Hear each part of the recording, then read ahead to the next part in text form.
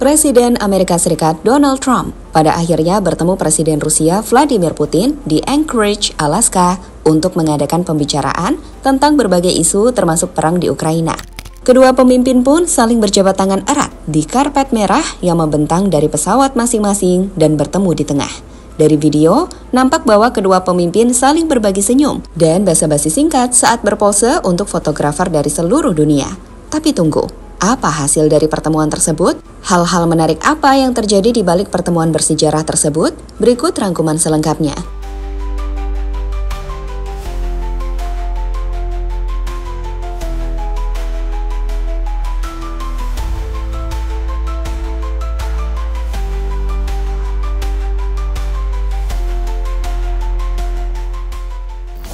Di landasan Joint Base Allendorf-Richardson, Anchorage, Alaska, dua pemimpin negara nuklir terkuat di dunia, yakni Rusia dan juga Amerika, saling berpapasan untuk kali pertama sejak pertama kali menginvasi Ukraina pada 2022. Jelas, ini adalah pertemuan bersejarah yang menarik perhatian dunia, di mana banyak momen menarik bisa kita tangkap. Seperti bagaimana jabatan tangan dua pemimpin dunia ini seolah ingin menunjukkan siapa yang memegang kendali pertemuan tingkat tinggi tersebut.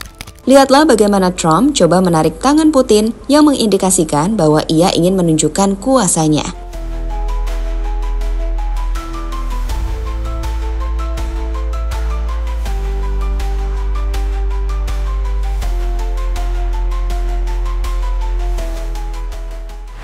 Tapi tak lama setelahnya, Putin nampak membalas dengan menunjukkan jari ke arah Donald Trump. Itu juga bisa diartikan sebagai pesan jika Putin juga bisa mengungguli Trump.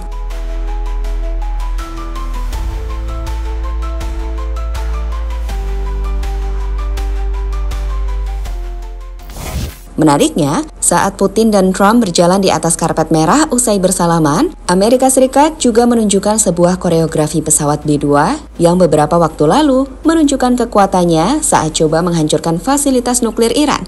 Di sini Amerika Serikat nampak ingin menunjukkan kekuatan mereka dan mengintimidasi pihak Rusia.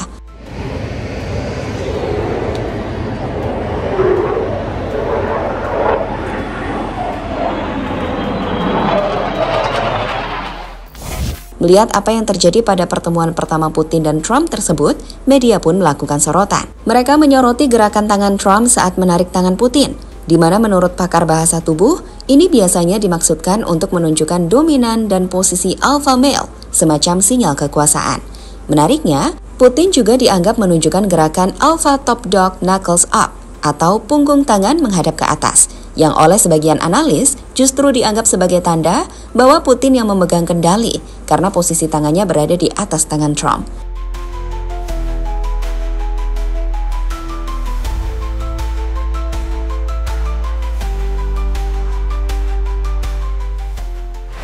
Selanjutnya, baik Trump dan Putin diketahui nampak memasuki mobil yang sama sebelum bertemu dalam sebuah pertemuan. Dengan pertemuan tingkat tinggi itu dihadiri oleh Putin dan Trump bersama beberapa delegasi negaranya masing-masing.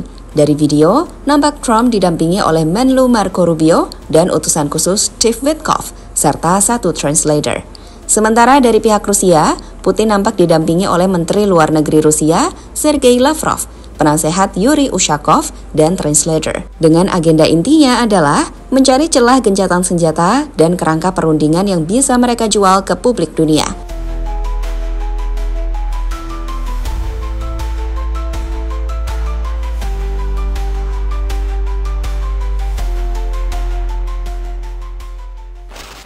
Reaksi bingung Putin di depan para reporter.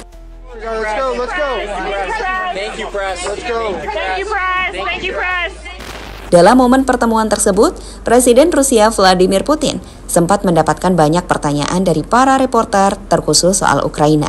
Namun alih-alih menjawab, Putin justru tidak menanggapi hal tersebut. Di situ Putin ditanya, apakah dia akan menyetujui gencatan senjata? Apakah dia akan berkomitmen untuk tidak membunuh lebih banyak warga sipil? Dan mengapa Trump harus mempercayai kata-katanya sekarang? Putin kemudian terlihat mengucapkan dan meneriakkan sesuatu ke arah pers, tetapi tidak jelas apa yang dikatakannya.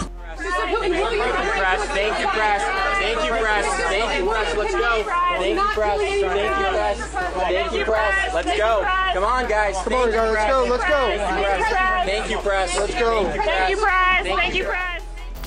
Sebelumnya, CNN juga menginformasikan bahwa Presiden Rusia Vladimir Putin tidak menjawab apakah dia akan menyetujui gencatan senjata ketika wartawan meneriakan pertanyaan kepadanya dan Presiden Amerika Serikat Donald Trump di bandara.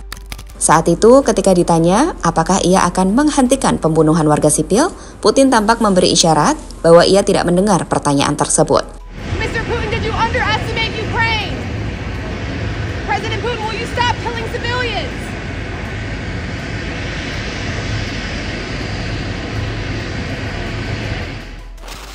Mengejar perdamaian.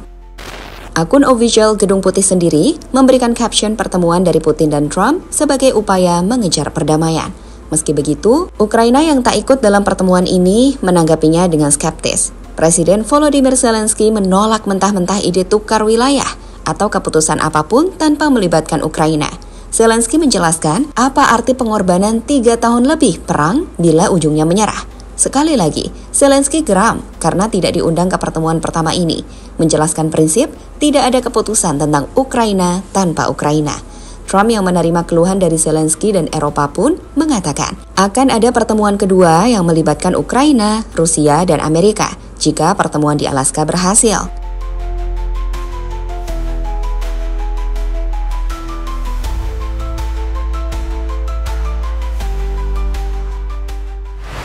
Saat ini sendiri, seperti yang ada pada peta, Rusia sudah menguasai kurang lebih 19% wilayah Ukraina. Rusia memiliki kontrol penuh di Luhansk, sebagian besar Donetsk, plus jalur darat dari Donbas ke Crimea lewat Zaporizhia dan Kherson. Secara strategi, ini artinya Putin datang ke Alaska dengan posisi menang di lapangan, sehingga bisa menuntut pembukuan konflik atau freeze di garis saat ini. Oleh sebab itu, Trump sudah menyiratkan ide swap wilayah, yaitu pengakuan de facto garis sekarang dengan imbalan gencatan senjata atau kerjasama ekonomi. Meskipun sekali lagi, ide swap wilayah ditentang oleh Zelensky.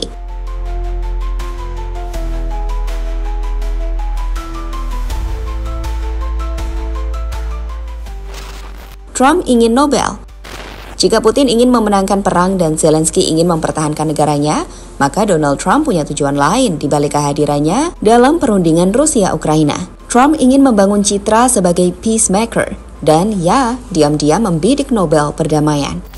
Keinginan Trump untuk mendapatkan penghargaan tersebut sendiri tergambar dari bagaimana Trump sering mengulang bahwa saat ia berkuasa tidak ada perang baru. Dengan baru-baru ini, ia mengklaim telah menghentikan banyak perang, seperti India-Pakistan, Kamboja-Thailand, Iran-Israel, Armenia dan Azerbaijan, dan sekarang tengah berusaha menghentikan perang Ukraina dan Rusia.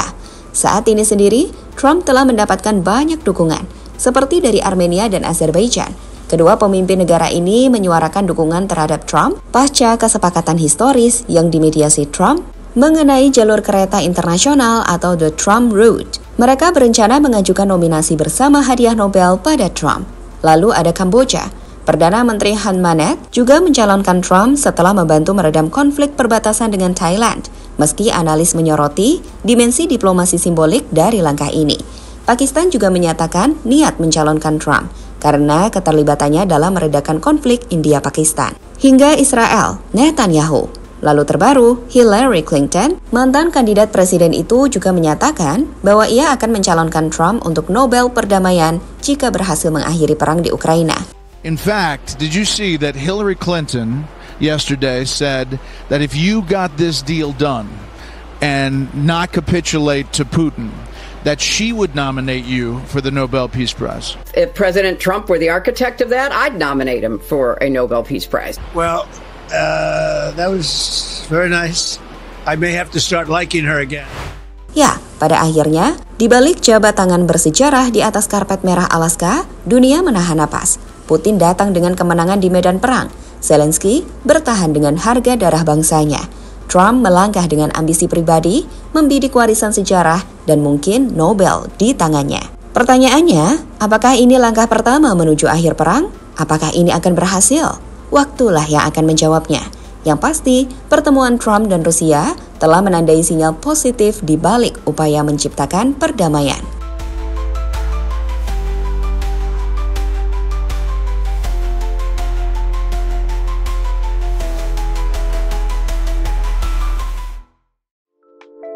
you.